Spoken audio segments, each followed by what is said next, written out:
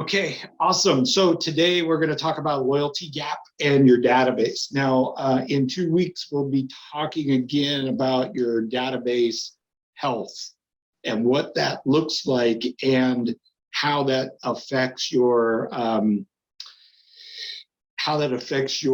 touch campaigns. And we'll touch on touch campaigns a little bit here today.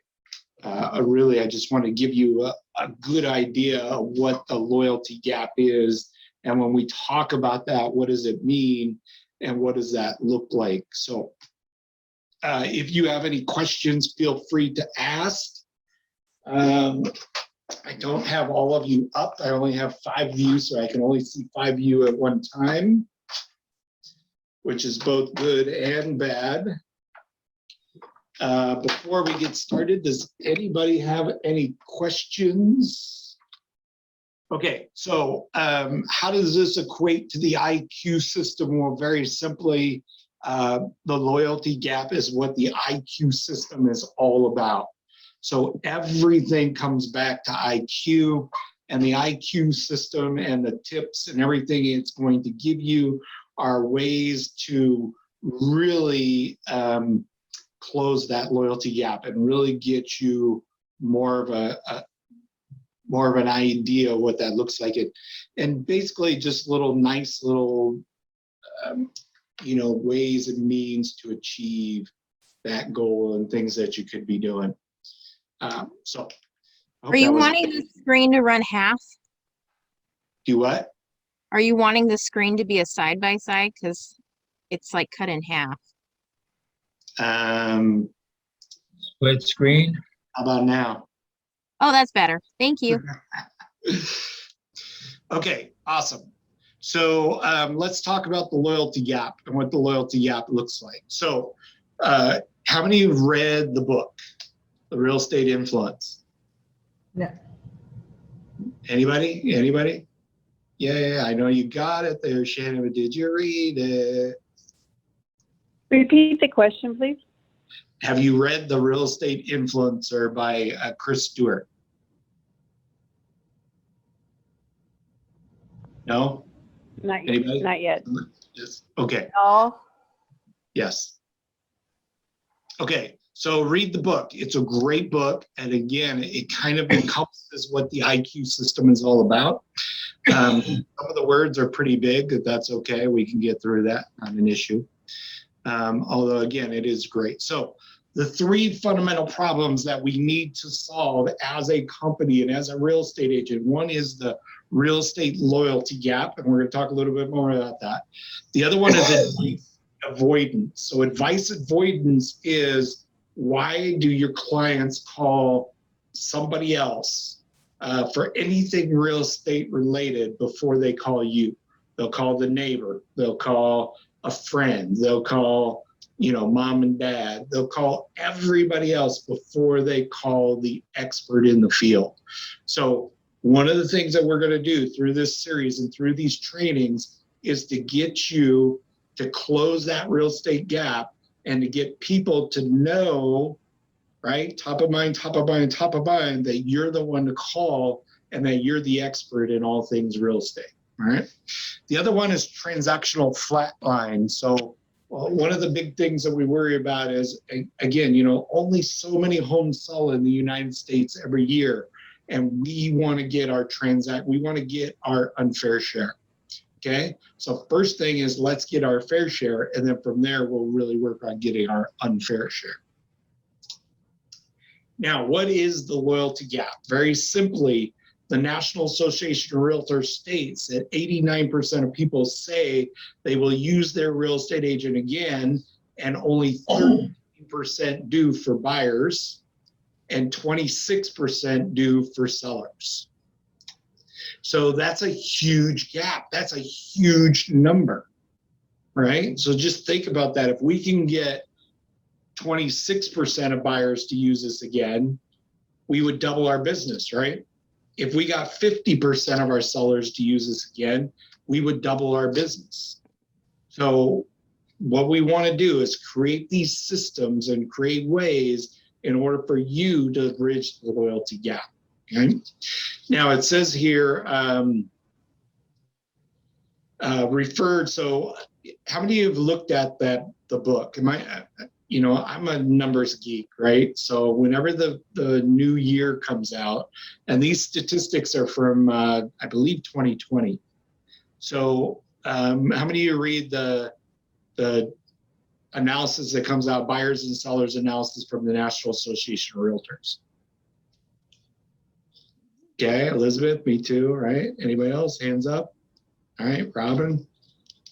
Okay, so get in the habit of doing that, really, because this is telling you how to do your listing presentation. It's telling you how to do your buyer presentation, right? One of the analysis on there, one of the surveys is, how does a buyer find a real estate agent, right? Which is right in front of us. How does a home sell? What did the listing agent use to sell the home? So that gives you your marketing plan right there, right? I mean, follow that down. Anyway, I digress. So with the National Association of Realtors stats, how buyers found their real estate agent referred by a friend, neighbor, or relative, 40% among buyers and sellers. That's a huge number, right? Everybody should be referring directly to you, okay? Used agent previously to buy or sell a home, 13%. That's a scary number. All right.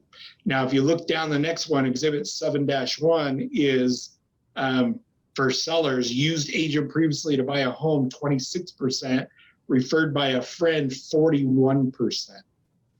So that 41% should be coming to you as opposed to going somewhere else, right? Because it's only coming to you 26% of the time. So that's a pretty interesting statistic.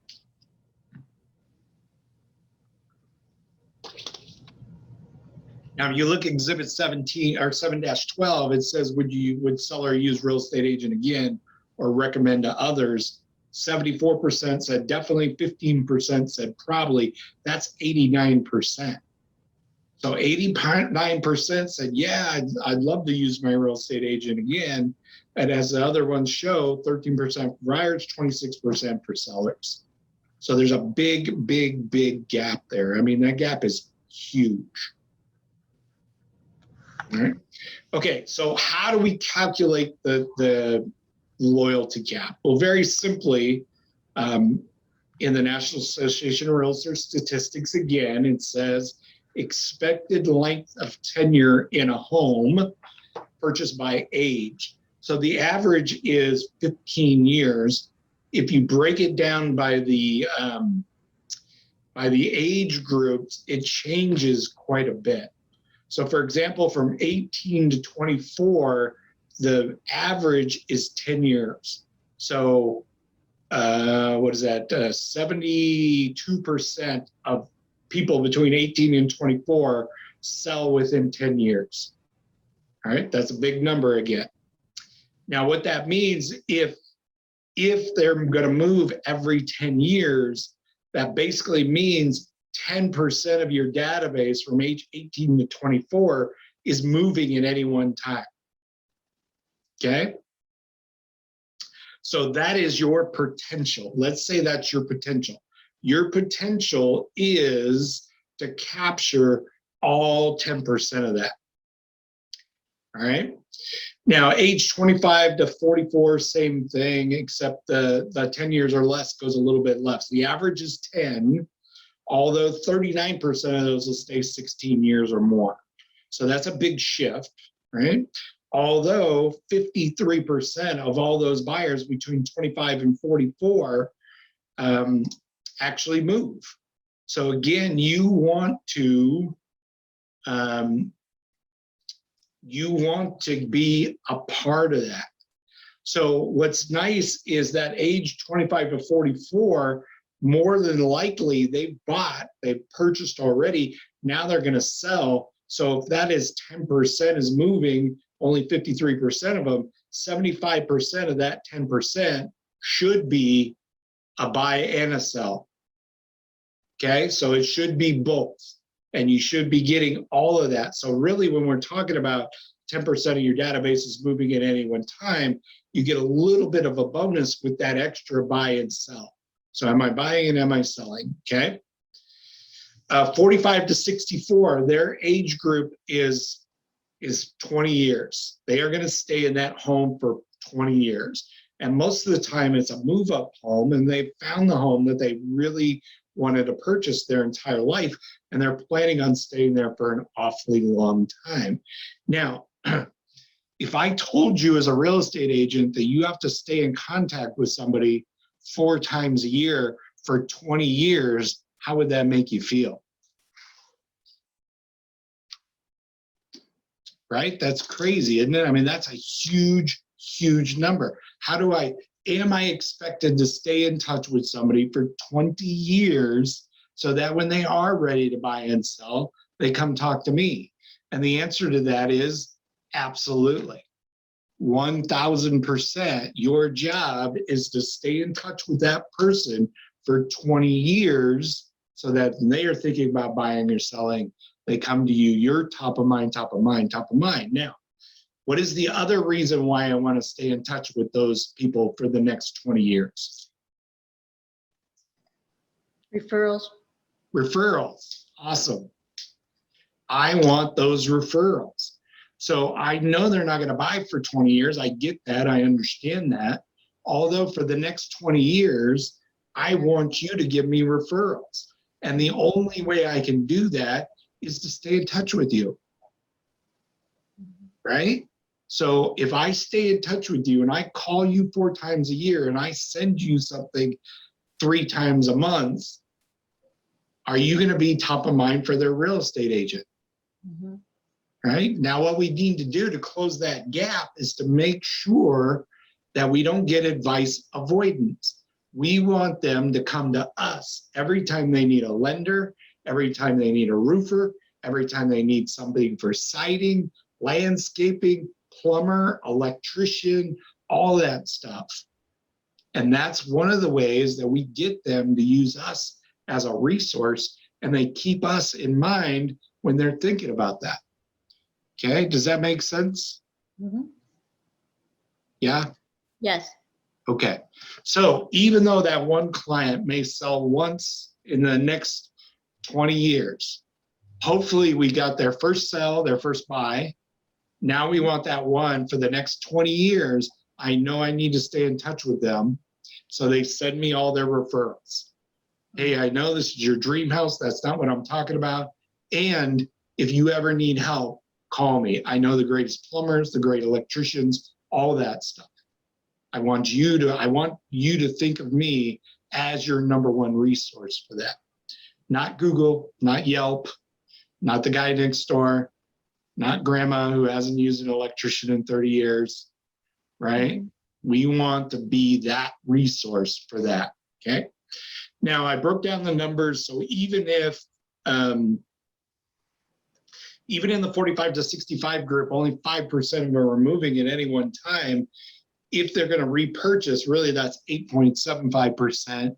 So in order to keep the math easy and to just be focused, let's just say 10%, okay? Other than 3%, real estate agents can do the 10% math, right? I mean, I could give you a number that's 14 digits long, and to ask you what it is times 3%, you can tell me, right? So let's just do 10%. That makes it easy. So our loyalty should be from our clients 10%, okay? Now, what does that mean and what does that look like? As per our example, what we want to do is we want to take our database times 10%. So if I have 240 people in my database, right, then 10% of those are moving basically at any one time, or I should get 10 transactions out of that 240 people, right? So our database times 10% would be 24. If I had 24 transactions in 1 year, would we all be happy campers? Mm-hmm. Yes. Yeah, it's reasonable, right? Yes. It's a good number, good rock solid number. Now remember, depending on what your goals are, we kind of work backwards. So if your goal is to close 30 transactions, you need 300 people in your database. Okay, if our goal is to close 10, then you need 100 people in your database.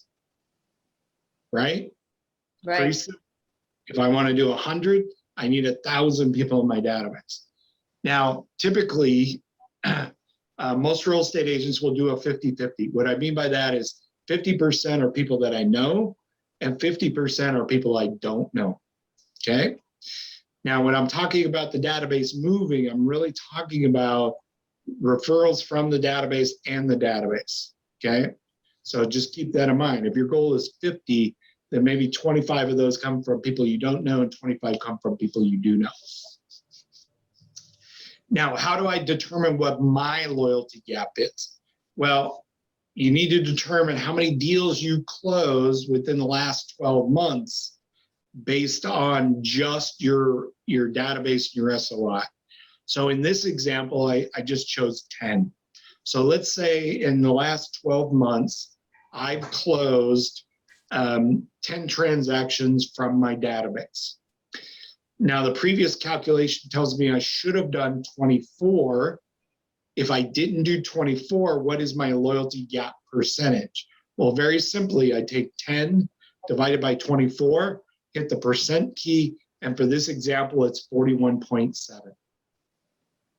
Okay, so 41.7%, that's my loyalty gap. It should be 100%. So really what I'm doing is I'm performing at 41.7% of my potential. Mhm. Okay, does that make sense to everybody? Yes. Okay, easy squeezy. Easy. All right, awesome. Okay, so let's do that for yourself real quick. How many people do you have in your database? And then times that by 10%. And that should give you a number. And then go back over the last 12 months. How many of my deals that I closed were from my database? And what is that percentage? And then go into the chat and share that number. And be honest, I mean, it doesn't.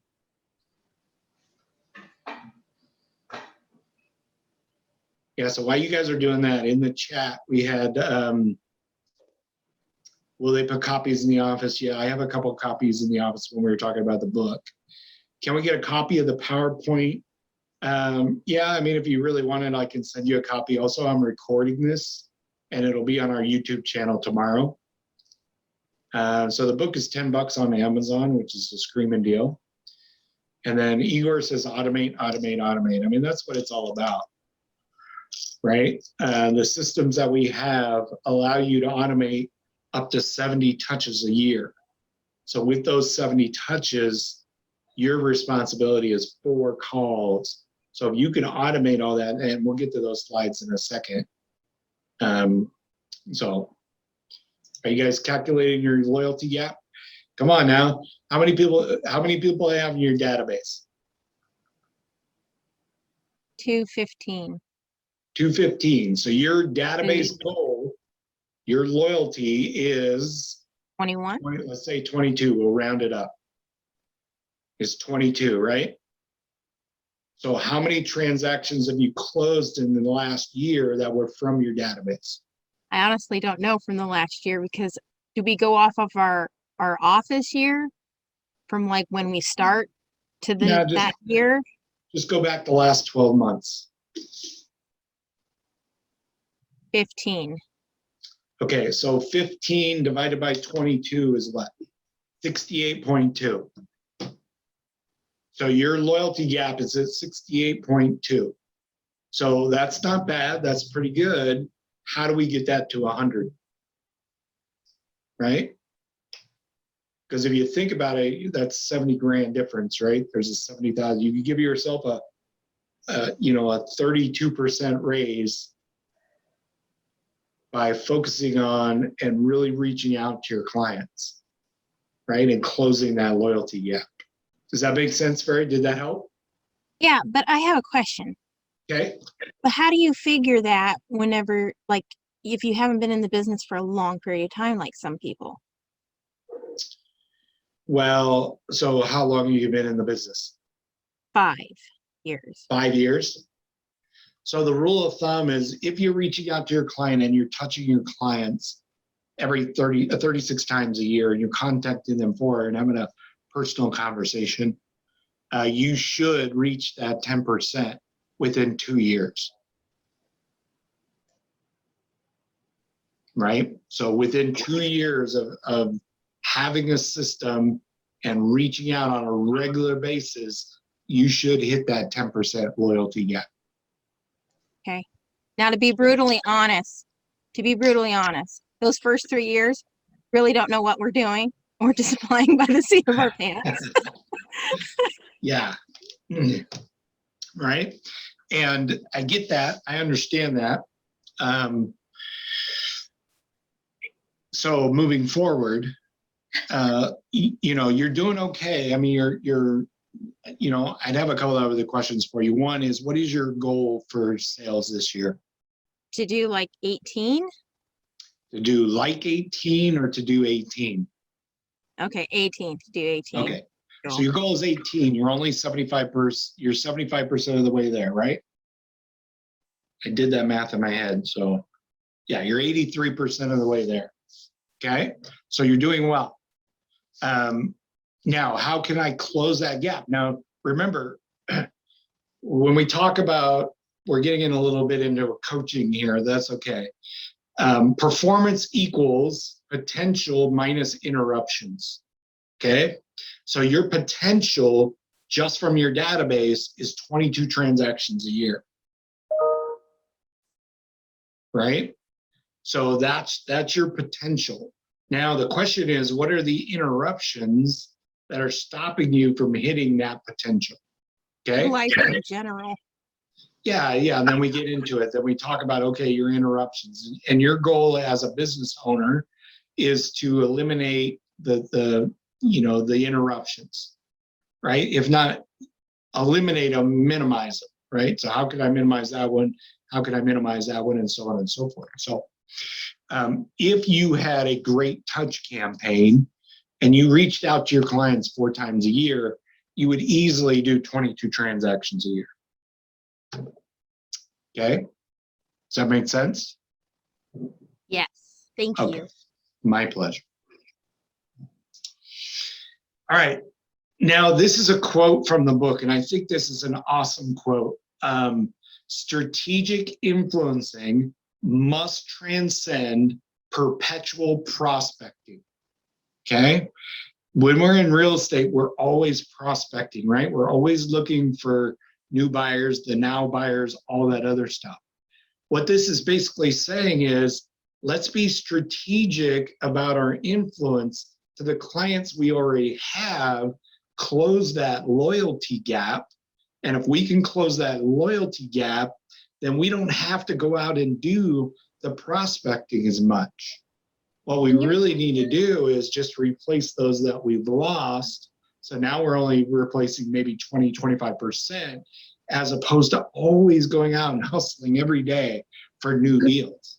One thing I tell my agents all the time is, look, it's a lot easier to close a deal with a client that you've identified 90 days ago than it is to try and go out and get new deals that day, right? So it's easier to make those 4 calls a year than it is to go out and do an open house, than it is to go out and, do door knocking or any of that, right? The issue is, as real estate agents, we tend to want to talk to people that we don't know more than people we do know. And it's interesting, and I don't quite understand it. I don't get it at all, although that's what I see all the time when I'm doing my coaching. That's what I see on a regular basis. So what we're trying to do is change that mindset to go from, hey, I need to do this, I need to prospect, I need to do open houses, I need to do that. Because the goal is to have a database that's big enough to hit your annual goals. If your goal is to sell 30 houses a year, you need 300 people in your database.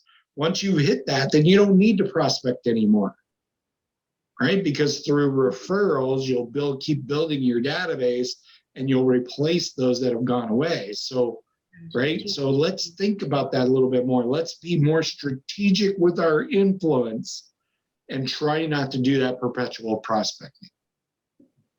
I hope that made sense. Did that make sense? Yes. Yeah, okay. I love that quote. That's my new favorite, right? It's my new absolute favorite. Okay, let's talk about database fundamentals. Now, I define my database in 3 different categories. One is my core.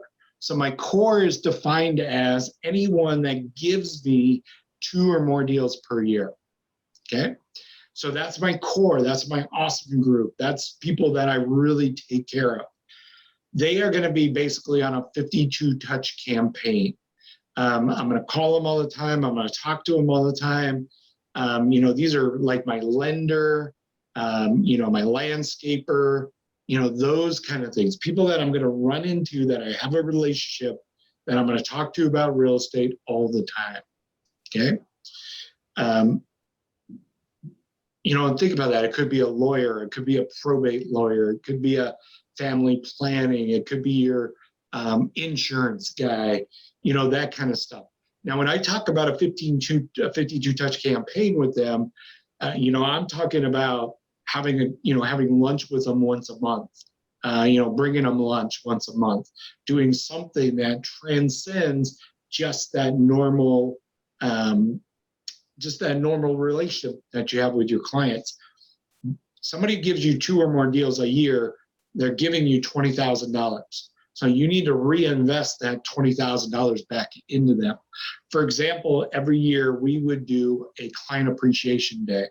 We would rent the aquarium at the Tacoma Zoo, and during Zoo Lights, we would just hold an event. So we do hot chocolate, cookies, and just have everybody come. We give them goodie bags, and we do that for our top 100 clients. So most of the time, those top 100 are people who've given us 2 or more deals per year. So that's what I say by reinvesting. Tammy and Roxanne and Kathy at our office do the Tacoma Rainiers. So they'll rent the deck for the Tacoma Rainiers and do picnic and wine. So that is their reinvesting into their core. And that's what we really want to see with your core group. Okay. Does that make sense? Yep. Okay, awesome. Now your next group is your sphere of influence. So that's people that you know and that would recognize your name. So when I'm talking about your sphere of influence, I'm talking about if I was walking this way down the mall and they were walking this way, as we passed, we would look at each other and go, hey, that's Paul, right? Or hey, that's my real estate agent. Hey, that's my guy, that's my gal. So they know you on a better level than just knowing who you are and what your name is, okay? Now, the next group is your database, which is overall people that you know. They may not recognize who your name is, although you've been introduced to them at some point in time and you have their database, you have their contact information. So we have our core, 2 or more, we have our SOI, and then we have our database. Now, each one of these is going to be advertised in a different way. Your core is going to be a 52 touch. You're going to talk to them once a week, maybe once every 2 weeks. They're going to get all your mailers. They're getting all that stuff. Once a year, you're going to take them out to dinner or do an event for them. And really, you got to keep that group small, your core group. So if what you're finding out is you got 100 people that give you 3 or 2 or more deals a year, then you got to minimize that group, right? So now my core is 4 or more deals per year. And then maybe you'll have a core times 2 that gives you 2 or more deals. So if somebody's giving you 4 or more deals, they're going to be in the elite group.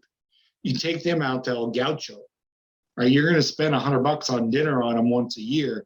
They're giving you 40 grand. You can take them out to the best restaurant in Tacoma, right? Or wherever. Now, what you're also going to want to do is take your top 4 people And you're going to take lots of pictures. Maybe it's black tie. You're going to really do it up, right? And then once you take pictures and you post them on Facebook, you put them on Instagram, you do all that stuff, all your other clients are going to see that and go, hey, you didn't take me out to dinner. Well, you're right, because these people gave me 4 or more deals. So if you want to be included in this group, you got to give me 4 or more deals. Okay? So then you create a little competition for that core group. And then maybe you just develop more different core groups and kind of go from there and advertise them differently. Now, I get the question all the time, should I put my database into groups? And my answer to that is always, yeah, absolutely, if you're going to create a marketing campaign solely for that group. Okay, so what I mean by that is your book club. If you are going to have a book club group, and some of your touches are going to be book club related, then yeah, put them in a group. If you have a car club, right, and that car club, you're going to have car club meetings, you're going to have, hey, check this car out. If you're going to advertise to them differently, then yeah, go ahead and do that. Same thing with your farm and your HOA. Now, here's my caution to doing that. My caution to doing that is now you're creating more work for yourself. And if you're up for it and you're willing to do it, then yeah, create as many groups as you want, advertise to them as many times as you want, however you want. If you're not going to do that, then don't bother. Okay? If you're just going to do the basic touches with these clients and you're going to do the conversations, the 4 conversations with them, then go for it. Right? Just focus on what you need. Now, I always had 5 groups in my database. I had people that I had no phone number for, I had no email, I had no address. Those were 3 separate groups. Okay? People I don't know because they're a different conversion rate, and people I do know and people I don't know. Those were 2 different groups. My goal was always to have 12 or 10% of my people I know use me as their real estate agent. People I don't know, that was more 50-to-1. So for every 51 of those, I had 1 transaction closed. Now, the reason why I did this is because, and we're going to talk about database health in 2 weeks, is I knew if I didn't have an email for these individuals, then my touch campaign had to be different for these people, right? If I don't have an email address, I got to mail to them. I got to have their home phone address. I may have to call them more often, right? I had to have a different touch campaign. It also told me, hey, if I got an extra 20 minutes, 30 minutes, and I don't really have anything to do, great. Let's go to my no phone list. Let's hunt them down on the internet and let's get their phone number. Hey, I do these great reports every month. They're called a PIP and a market tracker. I'd love to get these to you. They're really personalized. And in order to personalize them, I need your phone number, right? Or I need your address, or I need your email address. So there's different ways to do that. And we'll kind of talk about that during the database health class, okay? So, just use that as a quick one. Again, don't use groups unless you're actually going to advertise them in a different way. Okay, people I know. For every 12 contacts I have in my database, I should get 2 transactions. That's a little better than 10%, although we're going to focus on the loyalty gap at 10%, okay? 1 from my database and a referral from my database. Now, the caveat to that is you have to touch them at least 36 times a year, okay? PIP, market tracker, weekly event planner, 4 conversations a year, okay? Now, if you don't do that 4 conversations a year, you are exactly like every other real estate agent out there that puts them on a mail campaign and forgets about them. You have a chance to not save them or not keep them in your loyalty gap, right? Because they may get, clients are like water. They will take the path of least resistance. If I call them or have a conversation with them 4 times a year, then I know that I'm creating a relationship beyond those emails beyond the PIP, beyond the market tracker, beyond the weekly event planner. So when they're thinking about real estate, I want to be top of mind, top of mind, top of mind. And that's how I close the loyalty gap. If I'm talking to them about real estate agents and they say, or about real estate, and they say, hey, I need a plumber. Hey, you know what? I got an awesome plumber for you. I'll text you their information. Or, hey, I have their contact information on my website. This is a hidden page. Here's the URL. Go ahead and go to that. All right. I have a question. So, okay, go ahead. So I see on your list, it doesn't say anything about social media. And a lot of my clients, it's like private messaging or, you know, how's your day? So are you not including any social media? I'm an old guy, so I said direct message isn't direct message. So that's what I'm assuming is social media, right? Now, what I don't mean by social media is posting something online. That doesn't work. That's not a two-way conversation about real estate. So the way I train is call them if they don't answer, text them if they don't respond to your text, then hunt them down on social media. Okay? So you got your 3 ways to doing it. Now, if your clients are social media geared and they respond, and you can have a two-way conversation about real estate on social media, then go for it. All right. The reason why I say email doesn't count is because you're already touching them 70 times a year with the weekend event planner, the market trackers, and the PIPs. So that's not a two-way conversation about real estate. I really want you to have a personal relationship with them so that when they think, hey, I'm going to sell my house, boom, your name pops up. Okay? That's the relationship I want you to have. Now, I know a lot of people steer away from that. That's okay. I get it. Although, if you want to close your loyalty gap and earn more money and make it easier for you to have a real estate business, then you're going to want to close the loyalty gap and have those 4 conversations. Now, look, the market tracker, the PIP, weekly event planner are all automated. You don't have to do anything with those. Once you set those up, that may take you 10 minutes, you are good to go with your 4 conversations. Right? That's the only thing you need to worry about. The only thing you need to focus on is those 4 conversations. Okay? So Melissa, to be honest with you, I don't care how you do it. I don't care if you want to smoke screen it. I don't care if you want to stand out on the corner and say, hey, Billy Bob, let's have a conversation. I don't care, as long as you're having 4 personal two-way conversations about real estate every week. All right? Okay, thanks for clarifying that. My pleasure. Okay, so now how do we do that? It's very simple. I'll give you 3 scripts here, okay? The first one is more for brand new agents talking to their clients for the first time. Although this is always a good direct message to send, it's always a good post to send, you know, it's a good email to send, it's a great text, and it's very simple. Hey, this is Paul Frank.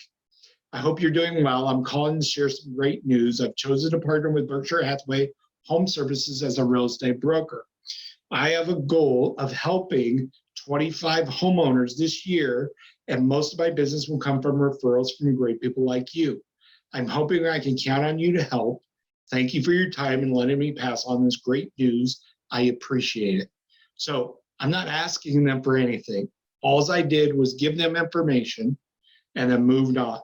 Now, the second one that we like to use, and this is one of my favorites, is, hey, this is Paul Frank with Berkshire Hathaway. Do you have a second for a quick question? Great. Do you have someone you would call if you had a real estate question? Right? No, I don't. Awesome. I'd love to be that person. If you have any questions real estate related, please give me a call. I have connections to plumbers, lenders, roofers, electricians, contractors, handymen, window people, cleaners, and much, much more. Hey, from time to time, I send out relevant real estate information. What is your email address? This is if you don't already have it. What's your email address? Now, don't ask them, can I have your email address? Just ask them what their email address is. All right. I'd also like to keep in touch occasionally. Is that okay with you? So now you've set the groundwork for your 4 conversations per year. By the way, if you know anyone else that has a real estate question, I'd be happy to help them too. Now, if they say, yes, I have a real estate agent, or yes, I have somebody I would call, great. I'd love to be your backup person. If for some reason you need a question answered quickly and they are not available, feel free to give me a call. I have connections of plumbers, lenders, roofers, electricians, contractors, handymen, window people, cleaners, and much more. Okay? So what do you guys think about that script? Awesome. Yeah, it's very simple, right? And it's totally comes from contribution. You never want to call your clients and say, hey, this is Paul Franklin, Berkshire Hathaway Home Services. Do you know anybody who's looking to buy or sell? Yes. Now, will that get you transactions? It may. The question is, will that client answer again when the second time you called them? Probably not, because you didn't give them anything. You just asked them for something. So always come from contribution. And the last one is, I get this question all the time. What do I say? Well, it's very simple. Just use the Ford method, right? Family, occupation, recreation, and dreams. Hey, how's the family? Everybody has a family, right? How is work? Well, you'll find out real quick if they lost their job, if everything's going well, if they got a promotion, blah, blah, blah. So how's work going? Right? Recreation. Have you done anything fun lately? Oh yeah, I went on vacation, blah, blah, blah. Now here's the deal. Most of these people are your friends on Facebook. You already know the answers to these questions before you even ask them. Right? The thing is, you want to be personable and you want to have a conversation that creates a relationship. Okay. Now, the last one is, what are your dreams, your real estate dreams for the next 24 months? Now, if you've talked to them within the next 24 months and they told you the answer to that, then you're good to go. But they could say, hey, I want to put a new roof on my house. Hey, I need to re-side my house. Hey, I want to redesign my backyard. Well, you know what? Hey, I got a great real estate designer, architect that can help you out. You want me to send you their info? Yeah, send me their info. Awesome, I'll do that. Right? And if you don't have their email address, hey, what's your email? And so on and so forth. Now, if you don't have an architect, a landscape architect, just go on, email everybody in the office, and we'll find you an architect. I mean, it's that simple. Then write their name down and keep them in your book of vendors that you have and close that loyalty gap with everyone. All right. What do you guys think about that script? And I'm going to get you out of here in 2 minutes. That's good. I have a question though. Okay. How do you keep the conversation short?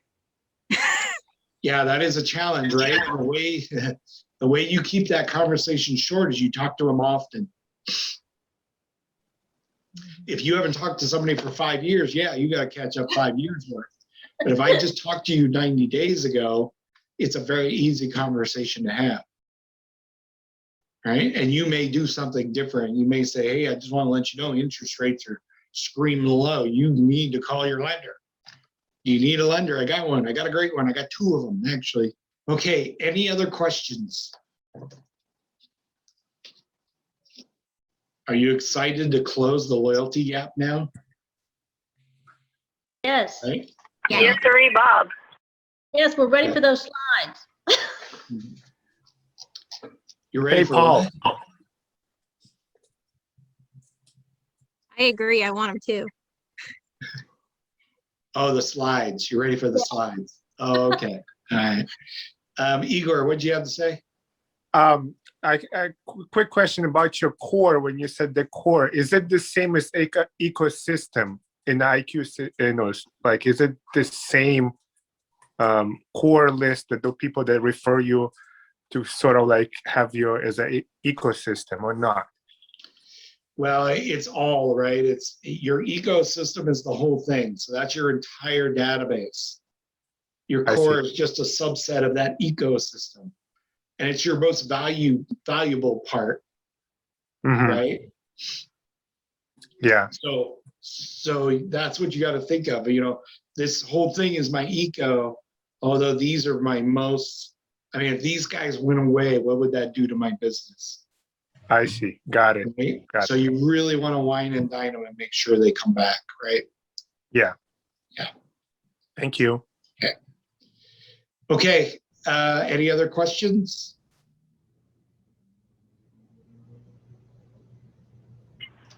No, all good. All good, everybody's good? So we're gonna close that loyalty gap, right? So Right. I see some 50%, some 40s, 7.5. Yeah, so let's work on that, right? Let's get our fair share first, and then we'll get our unfair share.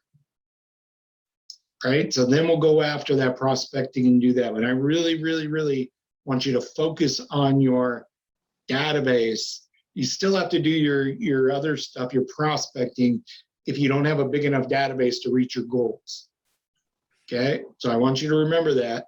If you don't have enough people, then yeah, you need to focus on getting more people. Although, don't go out there and do an open house and then put them in your database and forget about them. You might as well shoot yourself in the foot, right? I mean, that makes no sense whatsoever. Okay, does that make sense? Okay. All right, everybody, I really appreciate you being here today. If you have any questions, you need anything, reach out to your sales leader or send me a text or an email. I'll be more than happy to help you. All right, everybody. Thank you. Adios. Awesome job. Thank you.